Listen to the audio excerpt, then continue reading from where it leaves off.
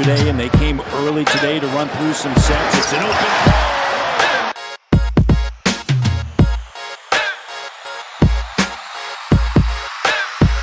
Let's go. That's why he's the GOAT! The GOAT!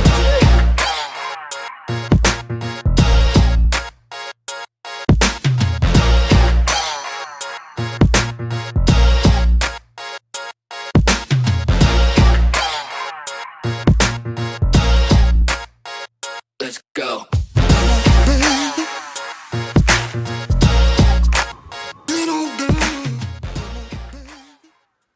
Whoa.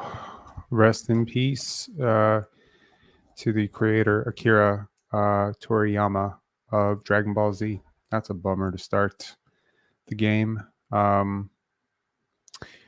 This game was interesting. Transitioning over, the Toronto Raptors managed to lose yet another game on the heels of, by the way, the Memphis Grizzlies winning last night. So Tankathon is back on for the Toronto Raptors.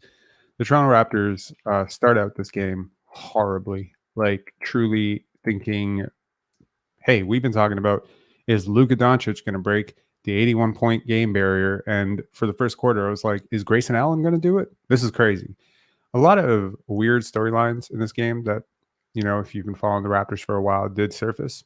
But anyways, the Toronto Raptors, after the first quarter, in which they were outscored 39-25, and the beginning of the second quarter, they do turn it around in the second quarter, and they actually manage to win the third quarter and tie the fourth quarter. So they were pretty much beaten in the first quarter, and that's the story.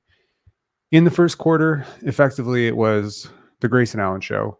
He went 7 for 8 from 3 in the first quarter. He had 21 points in the first quarter, and it was largely a lot of open shots.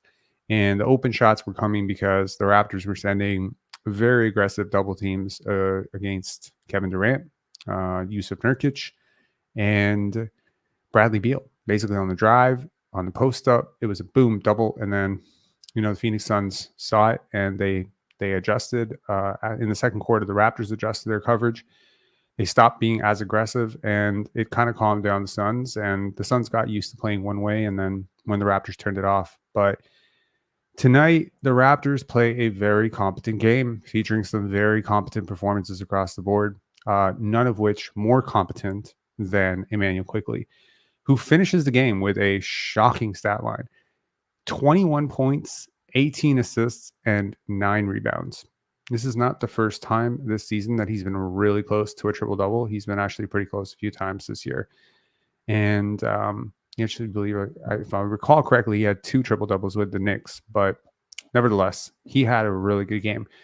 Another player who had a really good game tonight was Chris Boucher. Yes, the resurgent Chris Boucher, who couldn't get off the pine in garbage time, was being basically usurped by Mamadou Gueye in the backup rotation minutes and garbage time rotation minutes, and he couldn't get off the court, off the bench. But tonight he does, and he manages to play 24 minutes of very inspired basketball in which he was crashing the glass and attacking the rim and just rolling really hard, and really had some good synergy with Immanuel Quickley. And I think that's a big reason why Immanuel Quickley had the assists that he had.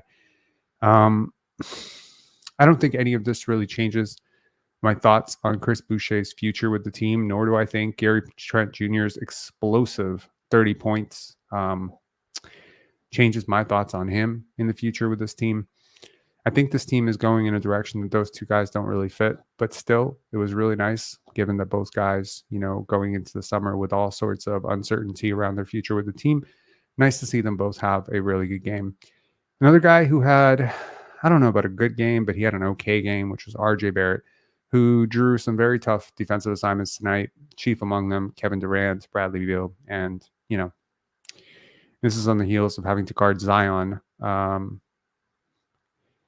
admire the gusto, but I'm realistic that, if RJ Barrett is your primary point of attack defender, you're going to be in trouble. And the Raptors were in trouble a lot, but he's trying. He only had 1 turnover tonight, missed a couple bunnies at the rim. 23 points on 9 for 16 shooting was really reasonable.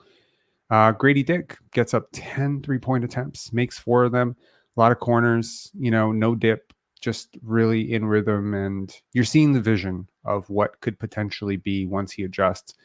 But he had a really, really disastrous stretch, third quarter going into the fourth quarter, where he was just getting abused defensively and he was missing coverages and he got lost a couple times in the rotation. And I think he was a really big part of what went wrong for the Toronto Raptors tonight, unfortunately for him. I'm happy that he got the 4 threes.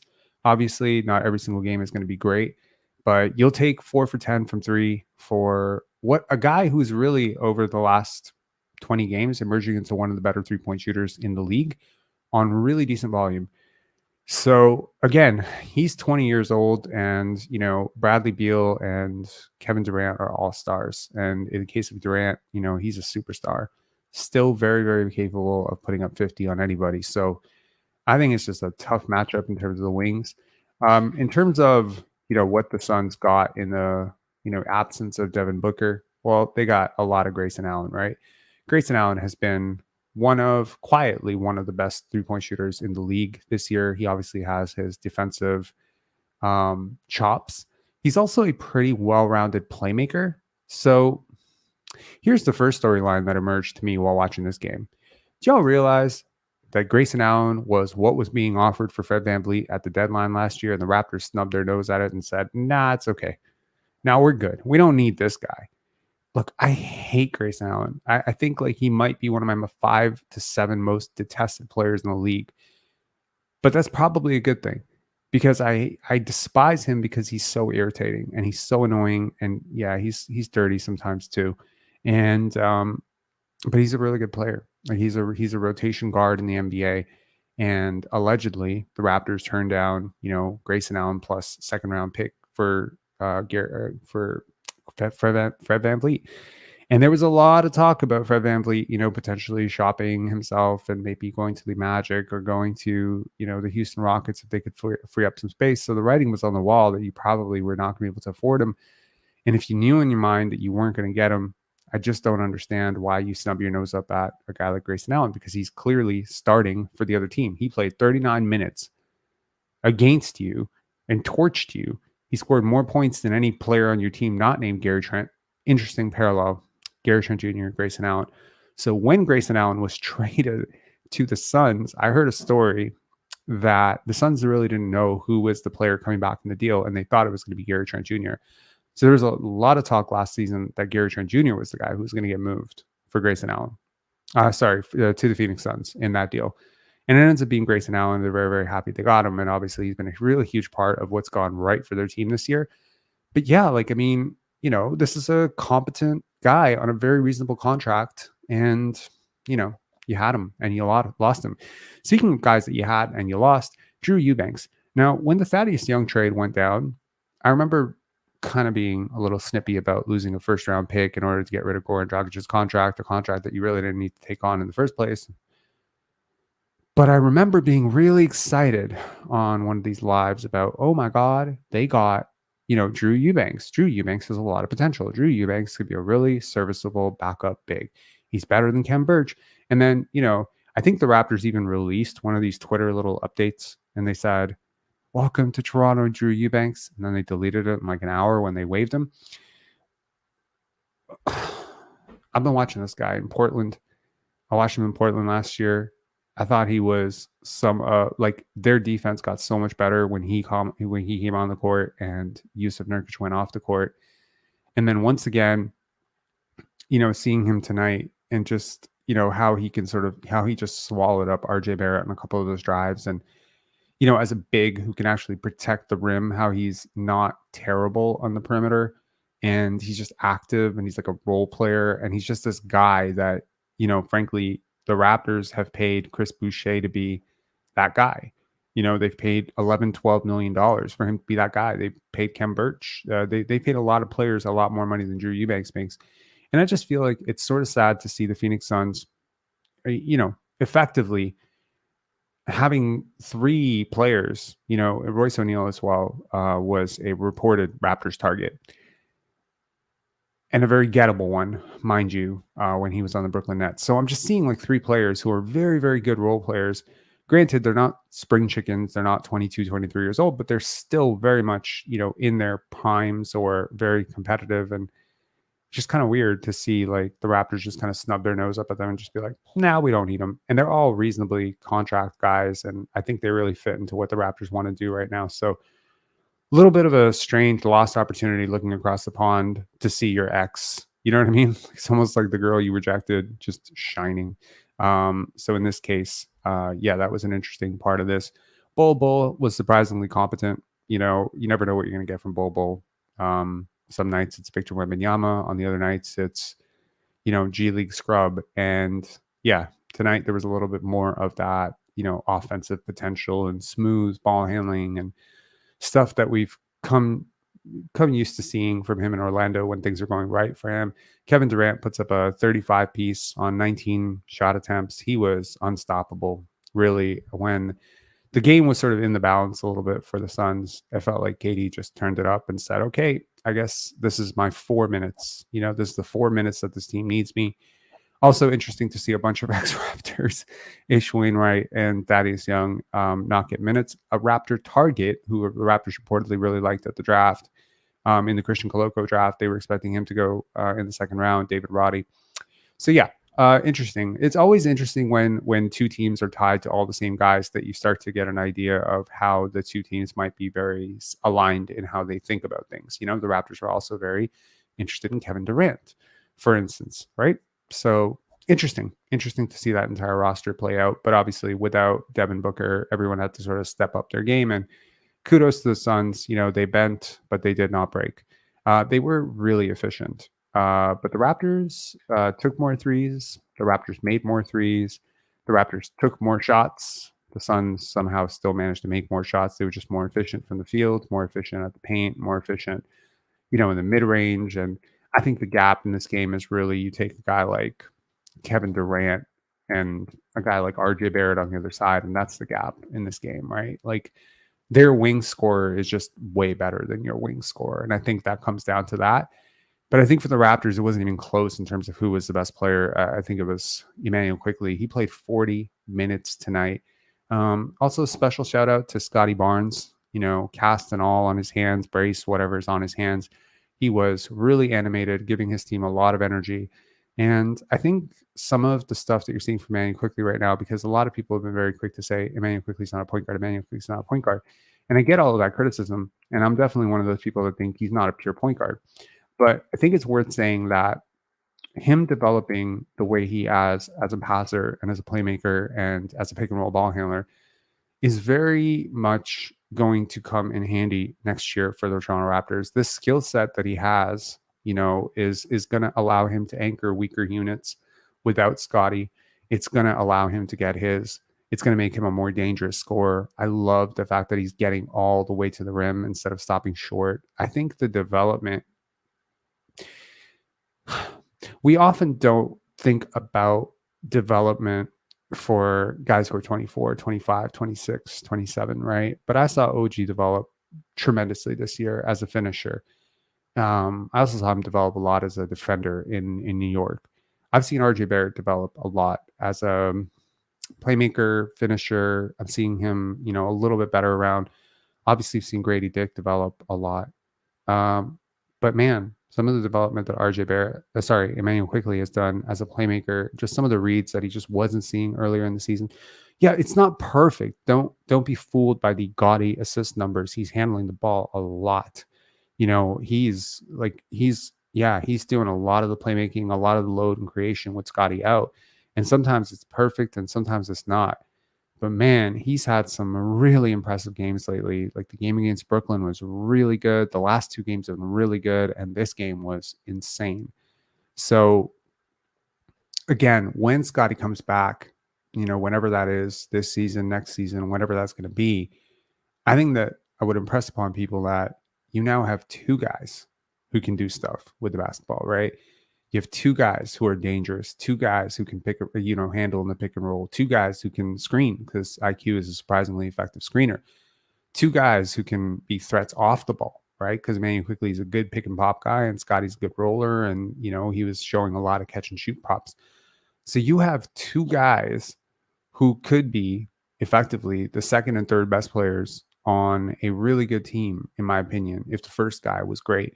Now, you're not going to find a player this offseason, next offseason, or the next offseason that's going to be better than Scottie Barnes.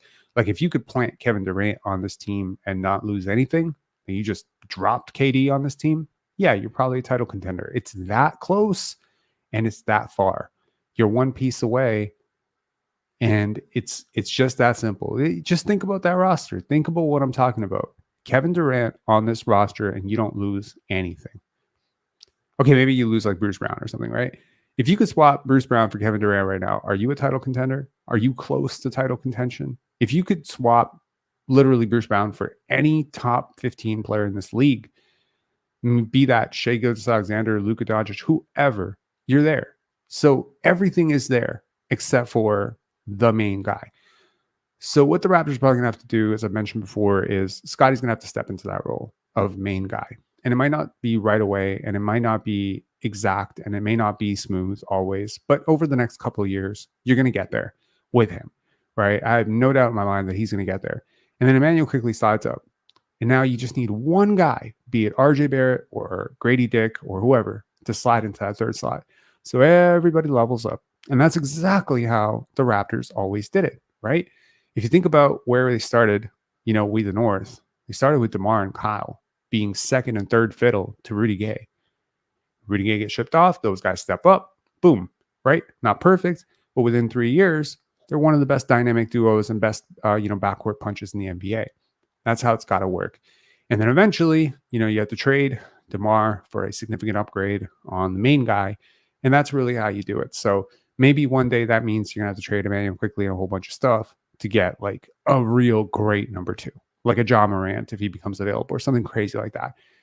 But the development can never be understated in terms of asset value, because I think as much as it's going to cost the Raptors to retain Immanuel Quickley now that he is really popping off and his numbers are going crazy and he's averaging like 21 points per game since the All-Star game, and I get all of that, as much as it's going to cost you to retain him, he's also a much better asset going forward. His value around the league cannot be understated right now. Like, there are teams that are thirsting for a player like this, like a dynamic guard who can get downhill, who can stretch the court, who can, shoot the three in a variety of different ways, who has the potential to get really deep range on the threes. Like, these players don't grow on trees. There's like, a significant value for a player like this. And also, he's not a terrible defender. He's a pretty competent defender, which most of these guys are not. Guys like Darius Garland, guys like Trae Young, they're not good defenders. Damian Lillard is not a good defender. Steph Curry at this stage of his career is slumping as a defender. So to get all of this in a package, which is not a defensive liability, is a huge, huge, huge get for the Toronto Raptors. So I think I'm very, very much going to stick with my initial take on the Knicks trade, that I really do think the Raptors won the Knicks trade, even though they traded one of my favorite players, OG Anunoby. Will Cunning saying, speaking of X-Raptor shining, the Bulls win another close one thanks to DeMar being insane in the clutch.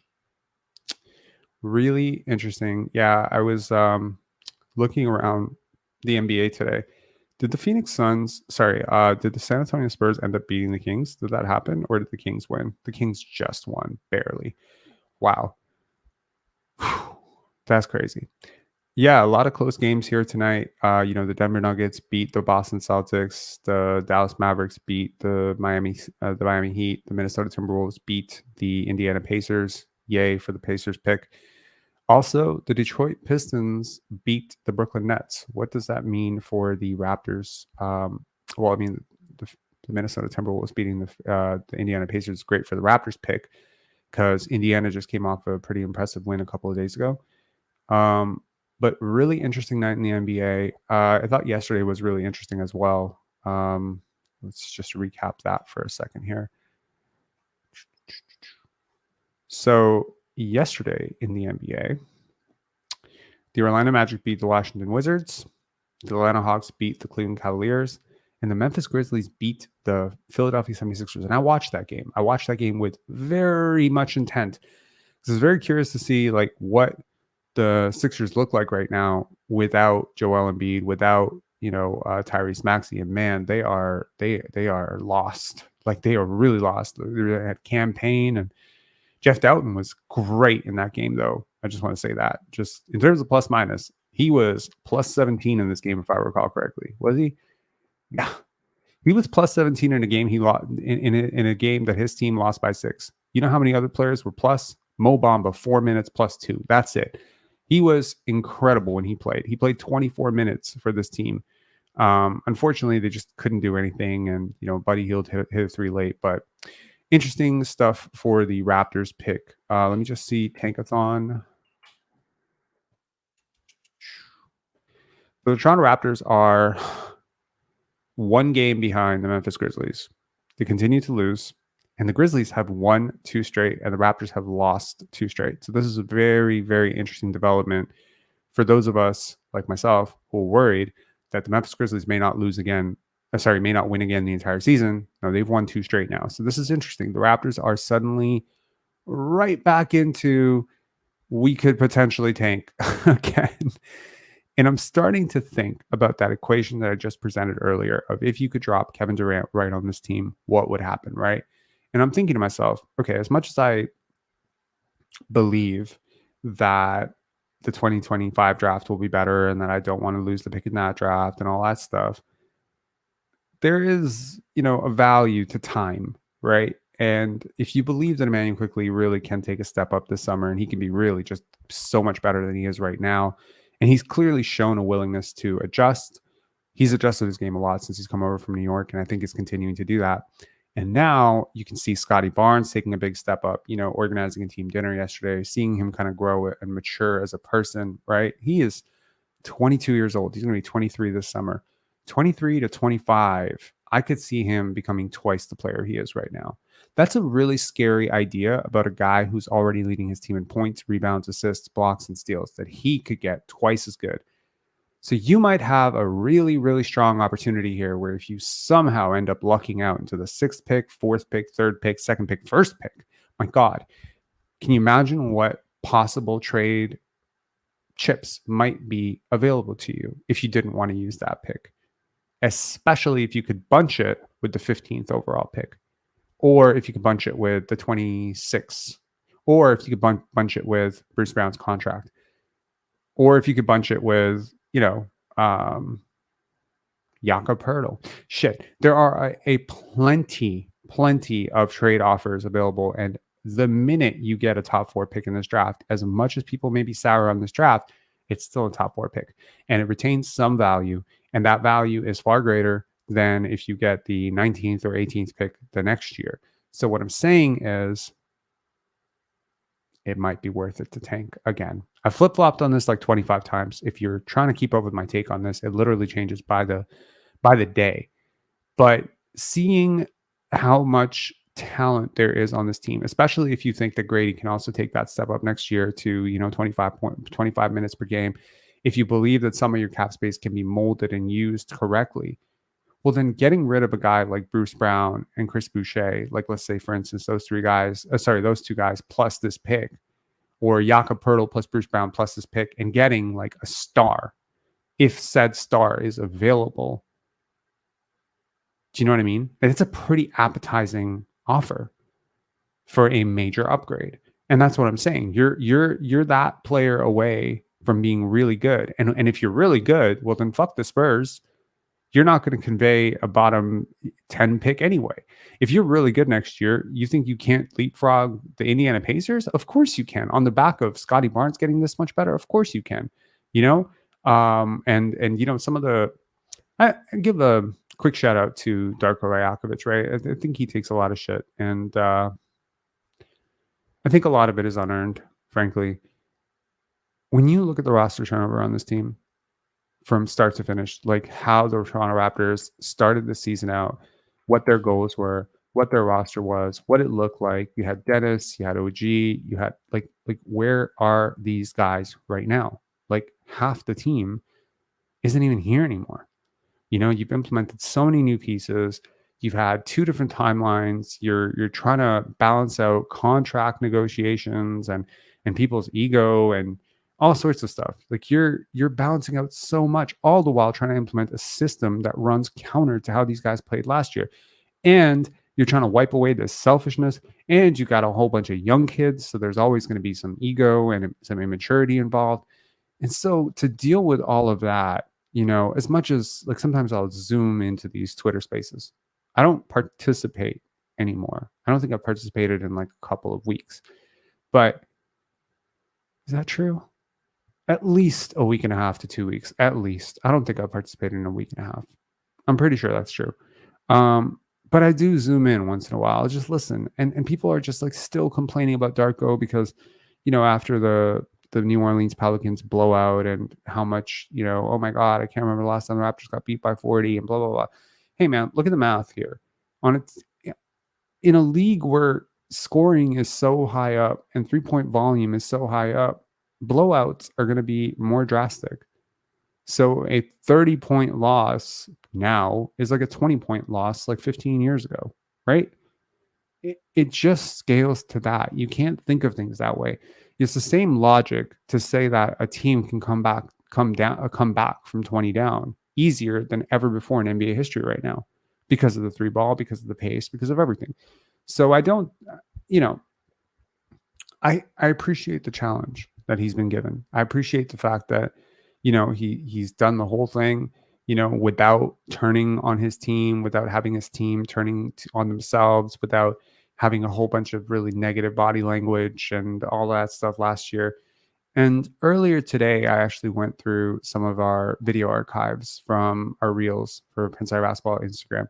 And I was going through and I was like watching some of the commentary from last year, some of the lowlights, my little highlight video on how to pass the basketball, the bet on yourself reel.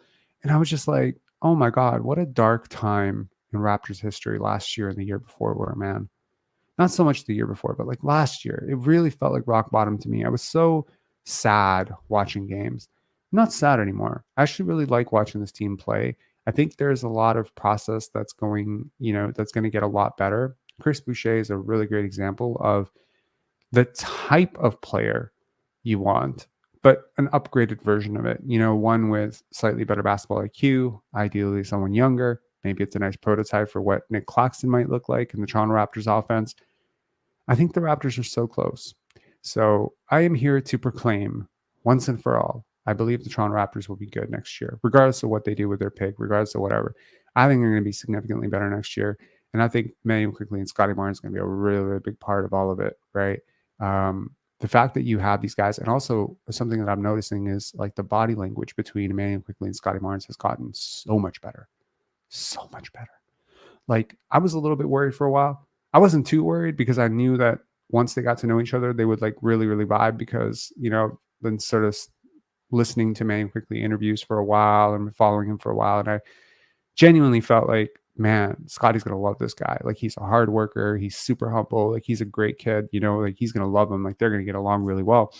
And then a couple of weeks into playing together, you were just noticing like they just weren't talking to each other on the court. They weren't really passing each other as much as you would like. They weren't initiating a lot of 2-man action. You're just like, wait a second, what these guys are not talking to each other, right? And Scotty's kind of sitting alone on the bus and like, things are not really going well in terms of, some people just questioning his body language and his attitude and blah, blah, blah. And I got to tell you, over the last week and a half, I'm not sure what changed. I'm not sure who changed it, but these two have been really close. Like to the point where Scotty's not playing right now and Immanuel Quickley's still going up to him and talking to him in between, exclusively to him. Like he's almost like going up to him explicitly and kind of like bouncing ideas off of him, like on how to approach the game. And Scotty's like pointing to the court and he's just like, yeah, you to do that. That communication is very good. I think about Dirk Nowitzki and Steve Nash a lot. I think of two guys that went down as two of the greatest players of all time, but also two guys who could have easily been busts. That sounds crazy to say now, but if you remember how their careers started in Dallas, you'll understand what I mean. And I feel so often that even when you look at Fred VanVleet and Pascal Siakam, it takes two to make a thing go right. Sometimes. Okay. What I'm trying to say is that it helps to have somebody who's on your wavelength, who you understand, who kind of works at things the way you do to push you and to challenge you. Shaq and Kobe, Jordan and Pippen. Like there's a lot of, I'm not comparing Scottie and IQ to those guys. What I'm saying is it really, really helps to have that second guy. I feel LeBron's game took a completely new level when he got next to Dwayne Wade. And it was never going to happen with Larry Hughes. I promise you that, right? I feel so often that greatness challenges greatness. And I'm not saying that either Scottie or Immanuel Quickley right now are great. I'm saying they're both trying to be great. I think to some extent, RJ Barrett is also trying to be great. I think Grady Dick is trying to be great. I think this summer, every summer we see these Rico runs, with Scottie and OG and all those guys, right? I feel like this summer we're going to see a different vibe around this team. It's just a feeling that I have, when it comes to summer league and, the new rookies coming in and just think about how those guys are going to, like Grady came into a very sour situation, in my opinion. He goes drafted to a team, half the team is getting wiped out. Think about the experience of being a rookie as Grady Dick. You come into the season with Otto, Thad, and Garrett Temple as your vets. Two of those guys are gone. You come in with, Pascal Siakam as the best player on your team. He was not the best player on day one. Now Scottie's the best player on your team. Siakam's in Indiana. Such a weird year for Grady Dick. So unstable, right? Pascal Siakam obviously was not in summer league due to all the trade rumors and stuff. That's got to put like a really heavy air around the team about, like constantly guys looking over their back. Like, am I about to get traded? Am I going to get traded? Is Boucher about to get traded? Is Gary about to get traded? I feel like by making all of these moves now, right? Most of them, at least, you have solved so many of the variables that would otherwise hang over your head all off season. And I think that because those variables will not hang over your head the offseason, those exit interviews are going to be basically see you back in 4 months and mean it. I will see you back in this gym in 4 months. And I hope, pray, I think that Scottie and IQ are going to work together a little bit this summer, work on each other, like work together. You know what I mean? Like they can do that. Like they can have that dynamic where they can sort of, play off of each other. Maybe they'll do some runs together. This will be important. RJ Barrett. And I mean, like, it's kind of cool because now Scottie's coming up with guys that are relatively close to his age. And it's easier for a 24-year-old to see his 22-year-old franchise player as the guy he needs to feed, as opposed to, asking Pascal Siakam at 29, 30 years old, still in his prime, still, just fresh off of coming off of All-NBA a few years ago, asking him to see 22-year-old Scottie Barnes as a franchise player he needs to feed. He's never going to work. So I think the Raptors have taken off a lot of Band-Aids this year, and you're seeing the fruits of it in all the development. And I think a lot of credit needs to go to Darko Rajakovic, but I also think a lot of credit needs to go to Masai and Bobby for all the shit that they did last year and all the mistakes they made, from not moving Fred to trading for, Jakob Poeltl, to all the Band-Aid solutions. I think more often than not this year, they've been right. And they've been pretty proactive, right? So, yeah, overall, encouraging game. I have no real complaints about this game. I think there's obviously some talent deficit, that just exists on this team that is just going to be really hard to overcome on most nights. But hey, you're losing with youth right now. You know what I mean? Like you're actually losing with really talented players that have like some upside and some room to grow, but you're actually losing like with Javon Freeman Liberty playing 20 plus minutes. And he didn't play super duper well tonight, but I thought he was okay. You're getting a chance to try out some G League players. Here's a G League player that I would really like the Raptors to try out. Kenny Lofton Jr., who just got waived for the second time. Can we give this guy a shot? Like, I really like him. I mean, and I could be wrong, but hey, man, like I was a guy who also really loved Peyton Watson in the draft cycle, same draft. And I've been dead right about that guy. That guy's been awesome. And I swear people were criticizing that pick so much when Denver took him at 30. They were just like, oh my God, Peyton Watson, he sucked at UCLA. And I'm just like, bro, have you seen this guy move? I say the same thing about Kenny Lofton. Have you seen him move? Right? Movement patterns tell me a lot about like how a player, is going to fare in the NBA.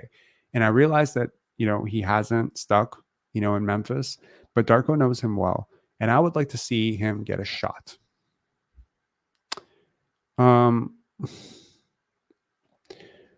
Troy Knight saying, whenever I watch this current team, I wish we made these moves sooner. Yeah, I agree. Yeah. Also, before we go to the post games, I just want to announce something really quick. I'm going to be joining Player's Choice, which is a really cool podcast, and it's a paid opportunity, and it's going to be my first paid opportunity, and I don't want to talk about numbers, but it's a lot more than I was offered by other companies before I was starting out. So I'm glad that Pinsire Basketball has upped my price for, potentially other people. But I think it's a completely different show. It's more NBA stuff. And people keep saying like, yo, like you need to go and do an NBA podcast. And I'm just like, but our audience at Pinsire Basketball is so Raptors focused that it's hard every single time I want to do a video about Wembanyama or Nikola Jokic or whatever. I'm always scared that the video is going to blow up, right? And then mess up the channel. Because if the video blows up and I get like 5,000 followers that are not Raptor fans, then these lives are going to tank. So yeah, it's going to be really cool. And big shout outs to my boy Shaq for hooking that up. That was really, really cool. And we can get him on this podcast at some point too. So yeah, all of that will be official in about a couple of days. So that's cool. And yeah, it's a little bit more money in the pocket. Also, a little update. I remember on the last live, if you guys watched, I was talking about the TV that I bought and what a great deal I got. Yo, I didn't think this was possible, but I got an email today or yesterday saying your order has been canceled because we ran out. And I was just like, yo, I'm so lucky I didn't sell my TV. Crazy, Best Buy.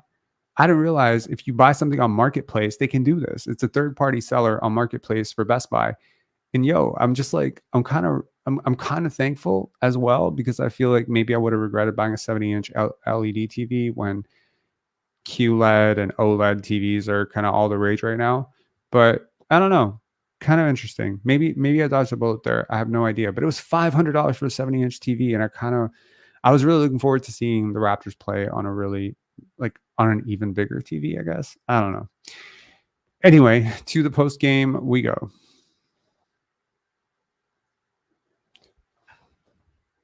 With the defensive effort after that first quarter, and particularly the third, when you I think held them to 42% and forced a number of turnovers. That's got to be the competitiveness you're looking for. Right. I thought that we had, outside of that first quarter, just like you said, I thought that we did a lot of good stuff. Our focus level in that first quarter was not where it needs to be, because we wanted to guard Grayson Allen differently. We saw that he was 6 for 6 and 8 for 8 shooting in that game against OKC, and we knew that he's a great shooter. So after that, we were able to find the rhythm and to do much better job defensively. We talked before the game, Kevin Durant, like, you're making it really hard for him, and he still, finds the way to score. But overall, I thought that our defensive effort was good. In the first half, we struggled with their offensive rebounding, second chance points. In the second half, we kept them to only 3 second chance points. So a lot of good stuff, and we still need to continue getting better. Is it especially in that first quarter, was it, you guys seem to be over-helping off of and leaving Grayson, so too much attention to Bradley, too much attention to KD, and so attention was really on KD and his post-ups, trying to get the ball out of his hands, but we were late on our rotations. We had a clear plan how we want to close out to Grayson Allen. We just didn't follow through with those. So it's going to be good for us to take a look at the film and learn from it. What did you take away from IQ's career high career high's 17 assists? Somebody just whispered to my ear that it's 18 at the end. 18. With 18 assists, he had 9 in the first half, 9 in the second half. I just kept telling him to continue making right reads. And as the game progressed, he was able to to find that balance, to be aggressive and to score out of pick and rolls, but also to find his teammates. I think he played unselfishly. He played the right way on offense, and proud of his growth. He also had nine rebounds, so almost triple-double. What went into locking in a little bit into the second half? Because I know Coach Delaney talked about urgency. How were you guys able to respond and like even take it up a level effort-wise? I thought that, especially in the second half, start of the third quarter, our aggressiveness and active hands, we were able to get a couple of stops and steals, and they just fueled our offense, allowed us to run and to score early in possession. As game progressed, we found a couple of plays that we were able to put RJ on the ball as a playmaker and to use Gary and IQ a little bit off the ball and just to space the floor, and we were able to find some good offense through that as well. You went to Chris early and stayed with him for probably his longest stretch in a long time. What went into that, and what did he do to stay on the floor? I just praise him in front of the whole team. He's putting a lot of work in. He's staying ready. He's staying professional. So his opportunity showed up tonight. He had those more continuous minutes. He was able to find some rhythm there. He was able to help us on the floor. But still, I expect more from him. More rebounding and more communication on defense. As a veteran player, he needs to be able to provide us that on defensive end, that he knows what we're in and how we need to execute. So we need even more discipline from him. But overall, I thought that he did a good job tonight. In this stretch when he hasn't played much, like you look at his productivity over the year, it's generally positive. He's got pretty good net ratings and these kinds of things. What was it that kind of kept him out of the rotation in your mind? Just the state of our team and trying to give opportunities and looks at the different players. When Yak is playing starting five, since we got Kelly, he's a backup five. And I believe that the best position for CB is being that five-man roller, rebounder, slasher, that he can be in that role. So, we're going to continue counting on all the players that we have on the roster, continue investing in all of them. As I said, proud of his effort tonight, and, we still need to get more. There's 1 minute there where in the first half you were talking to him at the sideline and you kind of slapped hands. Do you remember what that was about, or With who? With Chris. With Chris, yeah. I mean, we always talk about, I don't know what was that about, but just like, some exchange, like offensively, defensively, what we need to do. I'm trying really to coach guys on the fly a lot. Is that something technical or tactical or whatever it might be? If I see something, I like to address it right away with guys. Thank you.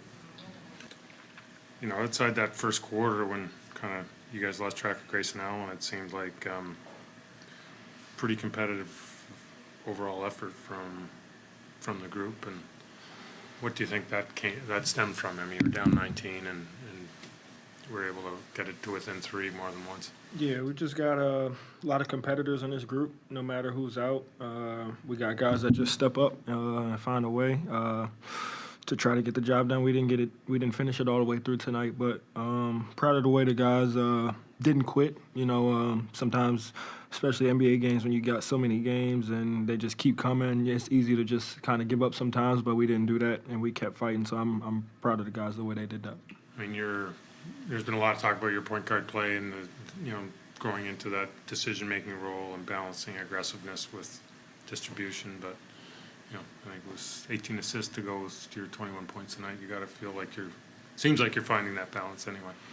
I think just being aggressive first. I was just trying to attack, and the defense was just collapsing. So just trying to play winning basketball, find open guys, and got great teammates, great shooters around me that just make a lot of shots. So it makes it really easy.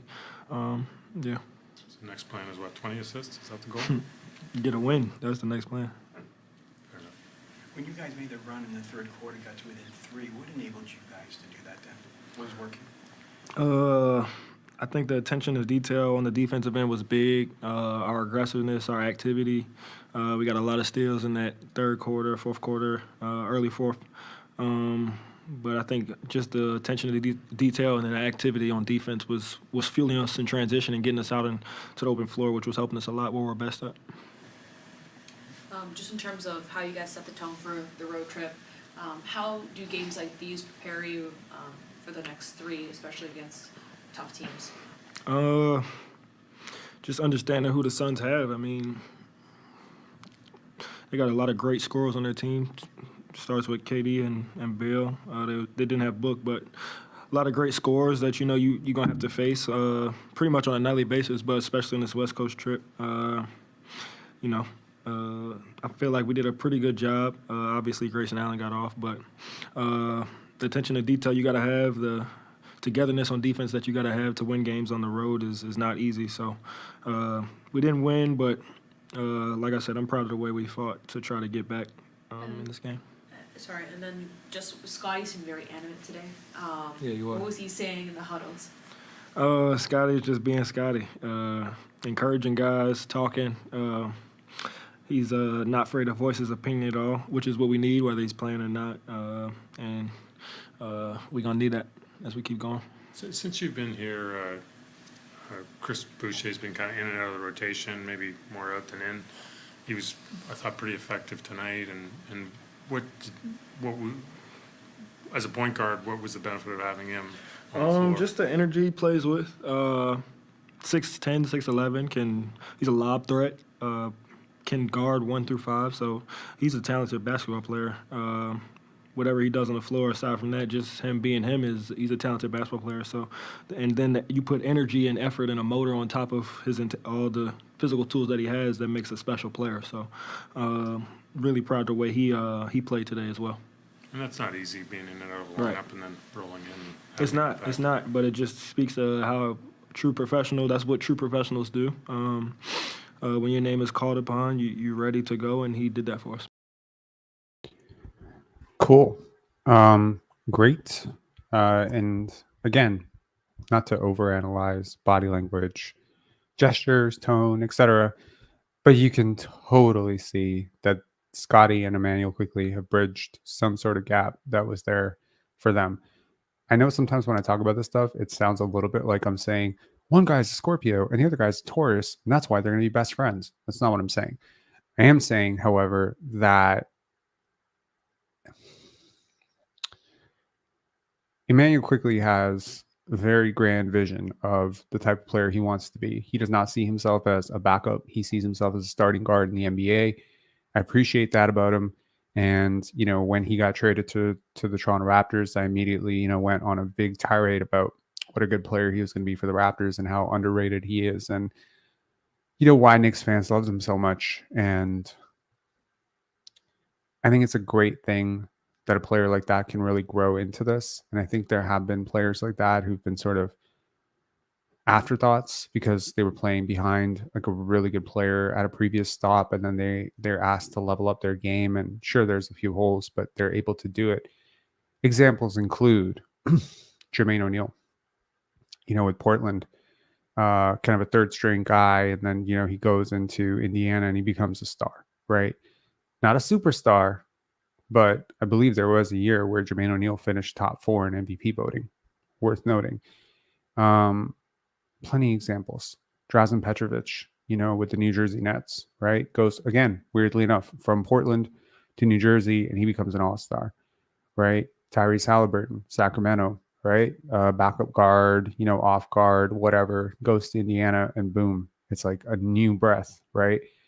Sometimes you just need a fresh start. Jalen Brunson is a great example. Luka's sidekick to, possibly one of the top 6-7 point guards in the NBA right now. There's a lot of guys. Lauri Markkanen is another example. Thank you, RH77. Lauri Markkanen is a great example. He was the 5th option in the Cleveland Cavaliers offense and went from that to being an all-star for Utah. So, gosh, there's so many examples. Antonio Davis. No, Antonio Davis is not a great example. Who's another great example? I don't know. Going through league history, there are so many. So, again, I think Immanuel Quickley could be the next in a long line of guys who've been asked to step into a primary role and can thrive. I like his composure. I love his energy tonight on offense. There was a comment. Oh, Tracy McGrady. It's a little bit of a stranger example because he was 21 years old. Josh never. Did he never? He never made an all-star team? Really? That is shocking. Why did I think he made an all-star team? You know why it is? It's because I think it's because when I was playing NBA 2K3 or 4 or whatever, he was on the greatest players of all time list. I think he was like one of the 50 greatest players or something like that, or one of those like all-time teams, or like the 90s all-time team. He was on it. And I remember thinking to myself that must have meant that he made an all-star team, but I was very young at the time. Obviously, I was 4 or 5, 6, 7 years old. So maybe, yeah, of course he didn't, and you would know for sure. So my bad. So Drazen did not make an all-star team. That's crazy. I got to check this. I mean, numbers he was putting up for him to not have made an all-star team is kind of crazy. Okay, let this be a a 5-minute foray or a little bit of a dive into the career of one of the greatest European players of all time. Hold on one second. Let me just quickly pull this up.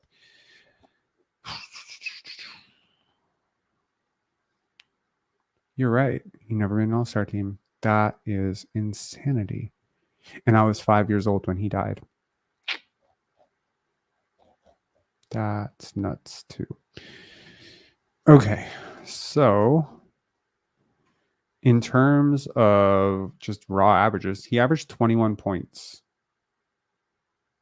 In an era where guys usually did not average 21 points. So sorry, this is per 30 the 31s. Where is this? Yeah, so in his final year in New Jersey, so he was NBA, all NBA third team the year he passed away. And I don't know what this means. Does this mean most improved player number 2? Let me see. Where did he finish in most valuable? Okay. This is an interesting little foray into the awards season that year. Did he get any MVP votes? That would be crazy if he did, and he never made an all-star team. How did Detlef Schrempf get a vote for MVP? That's crazy. Let's see here. Brad Daugherty. Wow. Mark Price. Yikes. Okay.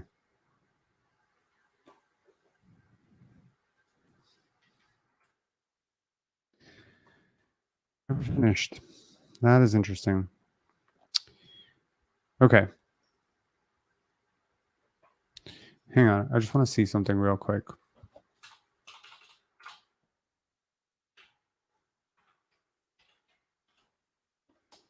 Nope.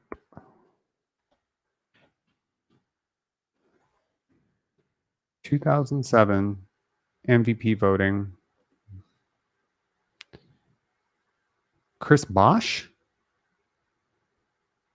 What? Yo, that's nuts.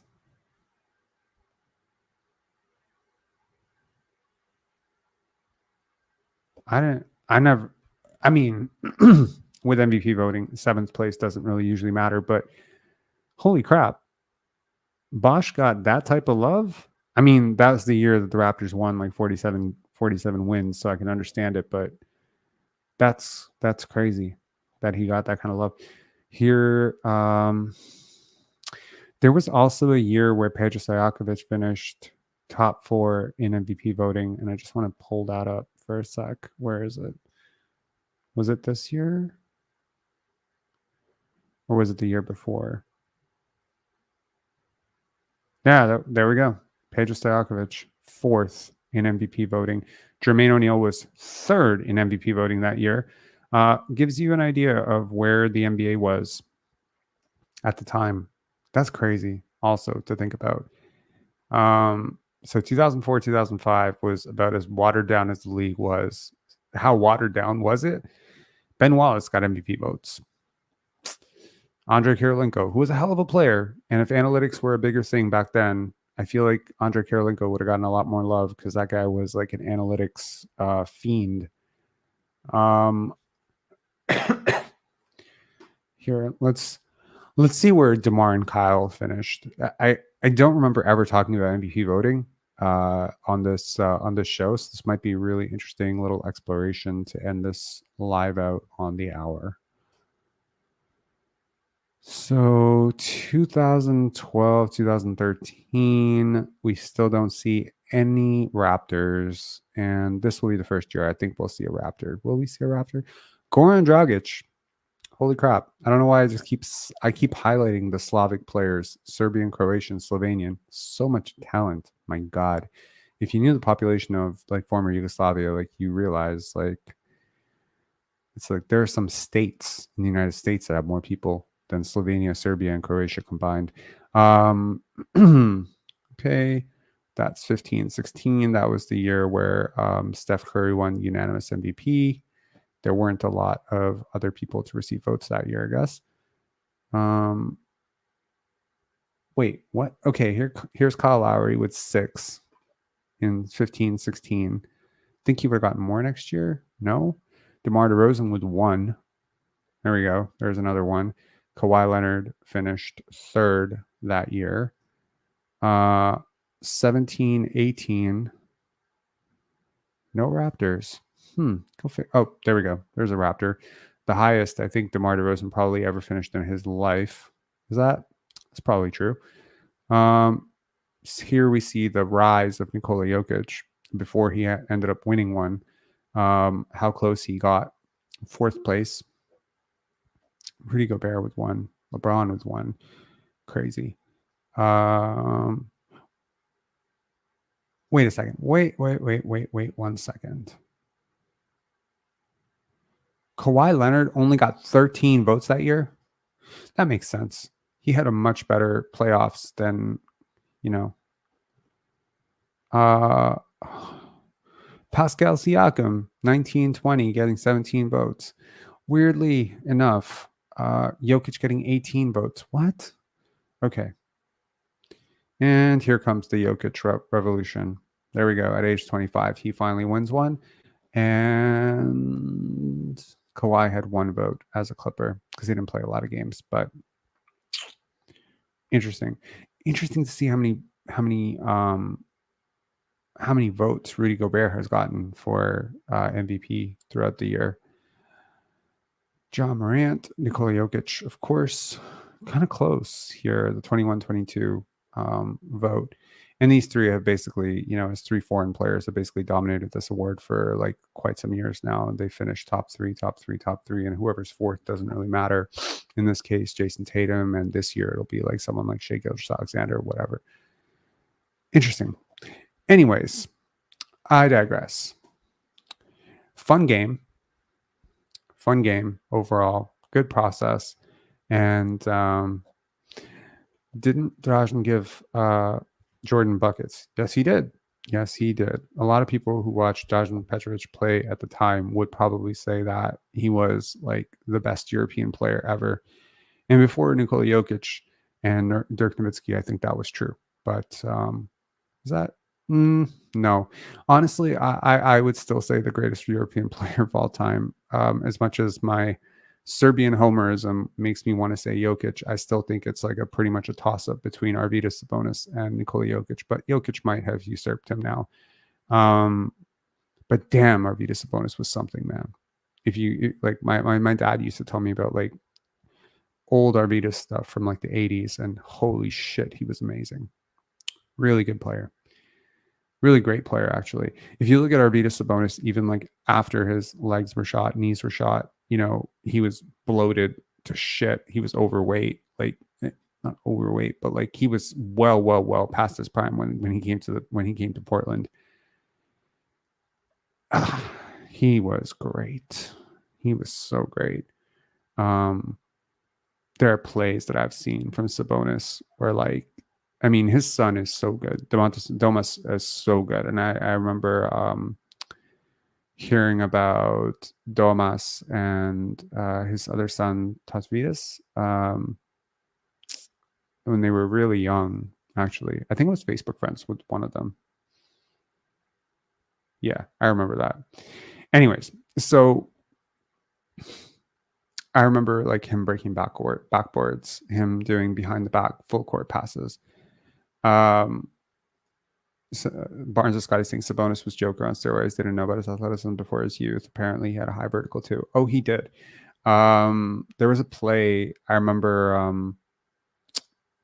My dad showed me, like, it was on an old VHS tape of some of those USSR games. He got so high to block a shot that his hand was almost to the point where his elbow was above the rim. Like, he could have done the Vince Carter, into the rim thing. Granted, he was 7'2", so that was a little less impressive than 6'6" Vince doing it. But nevertheless, he could get his hand to the top of the backboard in his youth. And again, before his knees got shot, like, he was so great. So anyways, little rant on European players in the NBA, and also a little rant on process. And I think that the Toronto Raptors are heading in the right direction eventually. Tony saying Sabonis in Europe was basically Orlando Shaq. Yeah, but a better passer, a better shooter, and a better athlete. Not better athlete. Young Shaq was the hell of an athlete, but like a better passer, a better shooter, and just a better player. Like, he had more skill, more craft. Yeah, basically, yes. Like, yeah, he was. It was unfair, really. IA say the Raptors need Kenneth Lofton Jr. Yeah. Again, like, I don't see a future for Jordan Noir. He gets a quick hook tonight. He had 3.5 minutes on AJ Joffrey saying, put some respect on Vlade's name. No offense to Vlade Divac. I met him when I was, I want to say 15 or so. He's not in this conversation at all. Great player. Really good player for the Yugoslavian teams, and really good player for Team Serbia, and also huge ambassador for Serbian basketball, and great player on the Kings. But you got to be crazy if you put him in the same conversation as Jokic, and if you put him in the same conversation as Jokic and Sabonis, you're absolutely out to lunch. No offense, but some offense. I ace in all caps.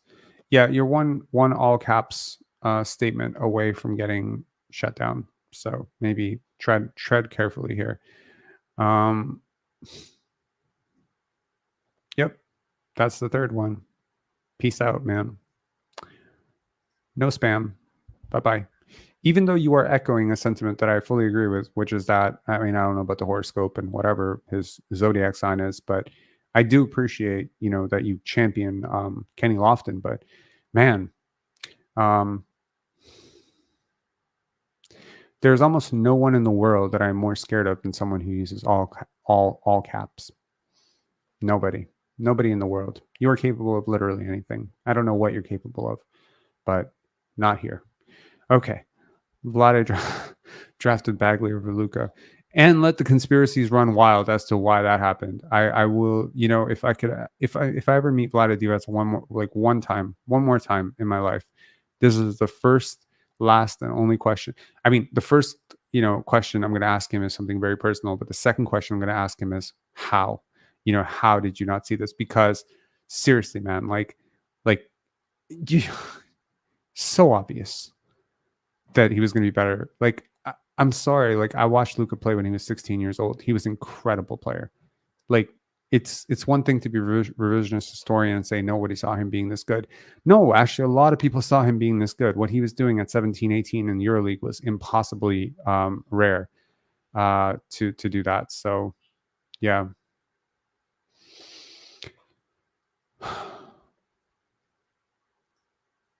Well, we aren't talking about him as a builder. Yeah, I'm talking about him as a player. Vlade Divac was not on the level of Nikola Jokic. I think he would be the first person to tell you that, actually, completely. Anyways, great. Thank you guys at 1:26 a.m. On a loss against the Phoenix Suns that you guys still supporting this channel. 171 of you in here. I really appreciate that. It's the perks of having a bit of a global audience, is that we can do these lives, and people from Yugoslavia, for Yugoslavian countries like Serbia, ex-Yugoslavian countries like Serbia, Croatia, whatever, can chime in, and there are people from Italy chiming in, and I'm sure there are people from the West Coast who follow Pinsire basketball. So this is a huge perk of this community, that we are able to still have a decent following, even though the team that we are following may not have a lot to play for at this point. I'm personally very invested at this point in tanking, not tanking unethically, but tanking just by default. I mean, the Raptors don't have a ton of hope in a lot of games that they're going to play. Let me just do a really, really quick look at their upcoming schedule. Let me just look at the Raptors schedule, and I just want to see how good and how bad this could be, because, they have the Blazers, on Saturday at 10 o'clock. And then Monday, they're against the Nuggets. So you probably win against the Blazers, although the Blazers were surprisingly competitive against the Oklahoma City Thunder last night. So maybe that's not a for sure, because you're going to be playing on the road, and you're not super rich on talent right now. And then you got the Nuggets. Speaking of Jokic, you got the Nuggets. Then on the 13th, you got the Pistons. So you could go 2-1 over your next 3. And then suddenly you're climbing again. Interesting. Let me just look quickly at the standings. So just give me one sec here. So that's the next bunch of games. And then you got the Magic, and Kings. And you probably lose all 3 of those. If not, I think the best case scenario over these next 6 games is that let's see here. So let's build this out. Let me count the number of wins that I think are realistic for the Raptors going forward. So 1, 2, 3, 4, 5. So 5 wins. 6, 7, 8, 9. So it's possible for the Raptors to get 9 more wins. I think that's like the very extreme upside of the Toronto Raptors, right? So if that is the case, 9 wins would put them at, it would put them at 32 wins. 32 wins means that the Hawks can win no more than 3 more games this season, because I think the Hawks will hold the tiebreaker. And the Hawks are unfortunately going in the right direction, whereas the Raptors are heading in the wrong direction in some sense, because they've lost 2 straight. So this gap just keeps getting bigger and bigger. The Hawks have a 5.5 game advantage over the Raptors. So really, the Hawks control this destiny. And so it's like, I think the Raptors might be too far out to reverse the tank, and they might just be playing too many teams that are really bad in order to actually tank. However, as much as I expect them to win 9 games, I want to talk about games that they could lose. So I believe you can lose on the road to the Blazers. It's hard, but you can lose. You can lose to the Pistons. You can. You probably won't, but you can. I think it's on the road too. So, I mean, the Pistons have had some good moments this year. Interestingly enough, beating the Pistons is actually hurting your own 2nd round pick, but I think that's splitting hairs between the 31st and 32nd overall picks, so who cares? You can definitely lose both these games to the Magic, right? You can lose. You probably won't lose both, because the Magic aren't playing great basketball, but you can lose. I don't think you can lose to the Wizards, though. It feels right now that the Wizards are impossibly bad. Like, they might be the worst team in basketball right now. In fact, they are the worst team. By the record, they are the worst team in basketball.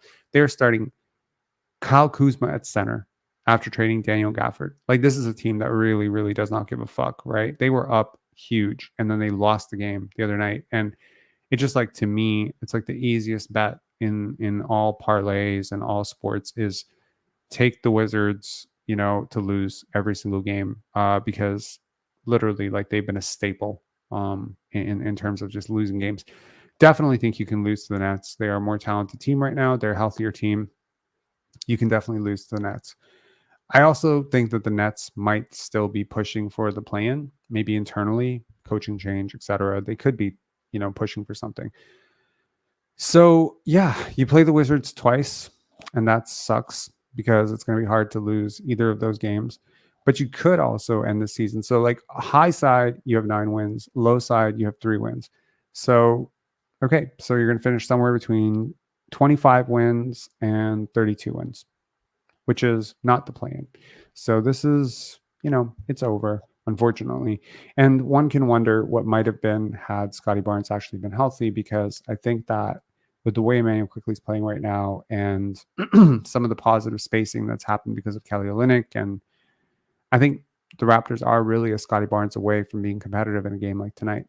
It probably wouldn't have made a difference the previous night, but I think there are some of these games coming up against teams like the Magic or the Kings or the Sixers or the Knicks, even right now, given the slew of injuries that the Knicks have, or, you know, the Pacers, even the two Heat games to close out the year, depending on where they are in terms of injury management and if they've locked up their seed, maybe they rest some guys. And I feel like with Scottie, there was still a chance, but you lose tonight. Winnable-ish game against Phoenix, although it was very, very much a long shot. And at some point, you knew that the math was just adding up, that you were going to have to punch above your weight class on some of these wins. And the Raptors just, unfortunately, lack the firepower. And so right now, the only option is you win all 9 games that you can win, and then you end up surprising like 3 teams along the way, and then you pray for a complete collapse from the Atlanta Hawks. Again, statistically, I would say the Raptors are 98 to 99% likely to miss the play-in. The 1% to 2% odds get slimmer by the day, because as the Hawks continue to win and you continue to lose, the gap continues to widen. And, it doesn't matter how many times you play the Wizards and the Pistons coming up. It's like those are all, the Hawks have easy games too, right? So, yeah. Anyway, interesting season so far. I'm not upset at all. I think it's overall been a breath of fresh air to have a team that plays together, a team that's vibing, and a team that figures to go into the summer in better spirits and with fewer questions than they've gone into any summer over the last 3 years. So make sure to hit like, subscribe, and all that good stuff. These videos don't get a lot of likes anymore. I beg you, I implore you, 158 of you, including the 20 of you that are probably hate watching and troll watching, please hit the like on your way out. I really appreciate it. All right. Cheers, guys. See ya.